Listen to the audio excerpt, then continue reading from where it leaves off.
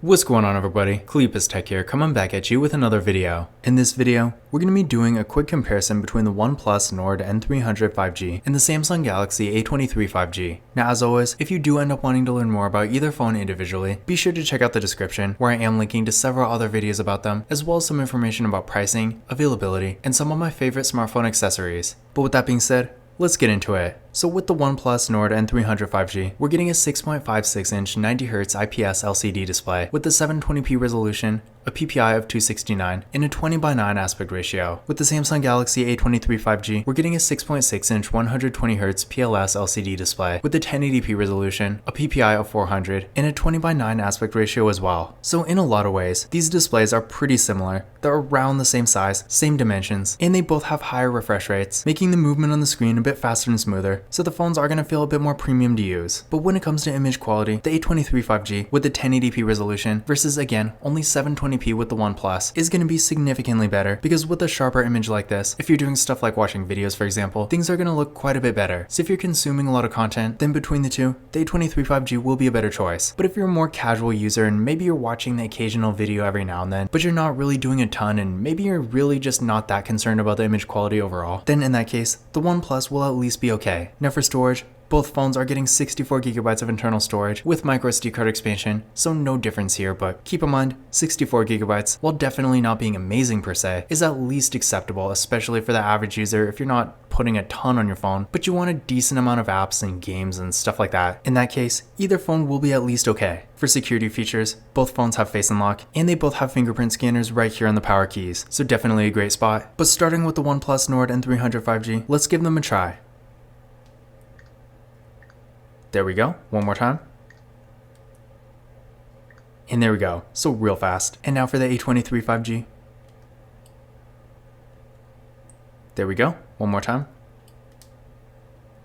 And there we go. So as you can see, both fingerprint scanners worked real well, no issues at all. The OnePlus was maybe a bit faster just because it didn't have any animations or anything like that, but when you're actually using the phones, you're really not going to notice a difference. So yeah, both fingerprint scanners here are great. And again, remember, both phones have Face Unlock too, so if you want to use that instead, you always can. Now taking a look at the camera setups here, with the OnePlus Nord N300 5G, up front, we got a 16 megapixel selfie camera, then on the back, we got a dual camera setup with a 48 megapixel main camera and a 2 megapixel depth sensing camera. With the A23 5G, up front, we got an 8 megapixel selfie camera, then on the back, we got a quad camera setup with a 50 megapixel main camera, a 5 megapixel ultra wide camera, a 2 megapixel macro camera, and a 2 megapixel depth sensing camera. So when it comes to features, the A23 5G has a clear advantage here, since after all, it does have an ultra wide camera and a macro camera, whereas unfortunately with the OnePlus Nord N300 5G, this phone has neither of those things. But that being said, I do want to point out, the OnePlus Nord N300 5G still does have really good photo quality. In fact, in that regard, between the two, I feel like they're roughly the same. Now, this is kind of subjective, but it's not like the A23 5G is significantly better, and the OnePlus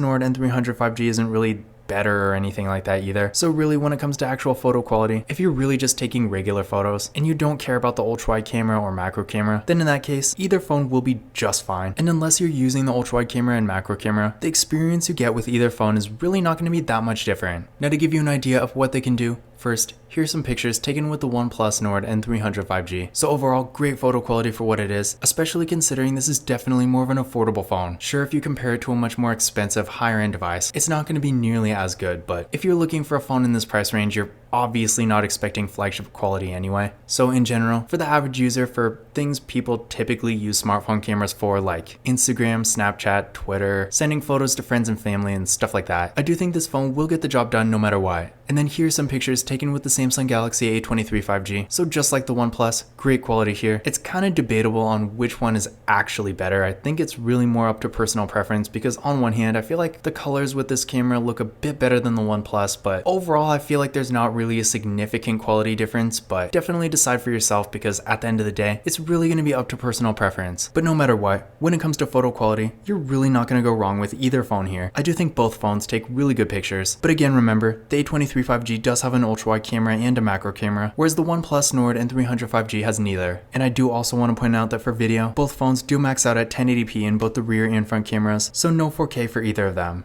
Now when it comes to RAM and processor, with the OnePlus Nord N300 5G, we're getting 4GB of RAM, with the MediaTek Dimensity 810 processor. With the Samsung Galaxy A23 5G, this phone also has 4GB of RAM with the Qualcomm Snapdragon 695 5G. So in general, when it comes to overall performance, there's not really a significant difference between the two. I guess if I had to choose in my experience, especially with stuff like mobile gaming, the A23 5G might be a tiny bit faster, but honestly, for the average user, you're really not going to see a significant performance difference between the two. That being said, keep in mind, for more entry-level devices, these phones do have pretty good performance, and while they're clearly not going to be nearly as fast as like a Samsung Galaxy A54 5G or an S21 FE or a Motorola Moto G Stylus 5G or anything that's a bit higher end than these. For more basic daily use, most people are probably not going to have any issues. Now I did run a benchmark test on each phone using Geekbench 6, and here are the results I got. So again, as you can see, there's not really a significant difference between the two, but the A23 5G does have a slight advantage, and in my experience, this does seem about right. Again, there's really not a super noticeable difference, but if you're going to be on your phone a ton, especially doing stuff like gaming, the A23 5G will be ever so slightly better, but you can do the same stuff with the OnePlus and probably still be fine. So at the end of the day, if you are looking for a more entry-level 5G phone that has pretty good performance, you're not going to go wrong with either phone here.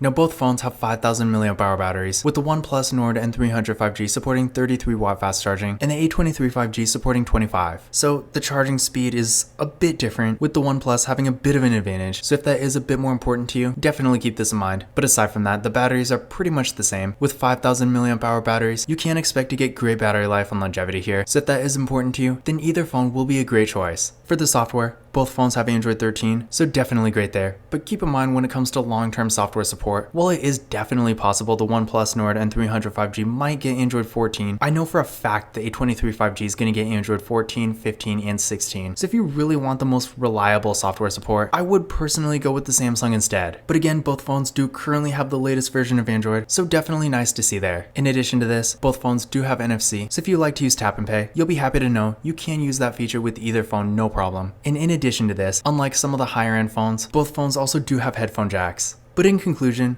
which of these phones is better? Now in a lot of ways, they are pretty close, and if you're really just looking for a more basic device for more basic activities, and you really just want something affordable that works, you're really not going to go wrong with either phone here. And I may even say the OnePlus Nord N300 5G might be a little bit better in that case, because typically you can find this phone for a bit less. But in pretty much every way where there's actually a difference, aside from the fast charging, I would say the A23 5G is a better device. Again, with the 1080p resolution, the image quality with the A23 5G is going to be a bit better. It also has quite a few more camera features, with an ultra-wide camera and a macro camera, whereas with the OnePlus Nord N300 5G, while again having pretty good photo quality, the camera setup itself is relatively featureless. The A23 5G is also a tiny bit faster, and it does definitely have better software support. So overall, if you do want the better phone between the two, then definitely go with the A23 5G. But if you're really just looking for a basic entry-level 5G phone for more basic activities and you really just don't need a whole lot to begin with, then in that case, the OnePlus Nord N300 5G will still be perfectly fine. Now again, if you want to learn more about either phone individually, definitely check out the description, where I am linking to several other videos about them, as well as some information about pricing,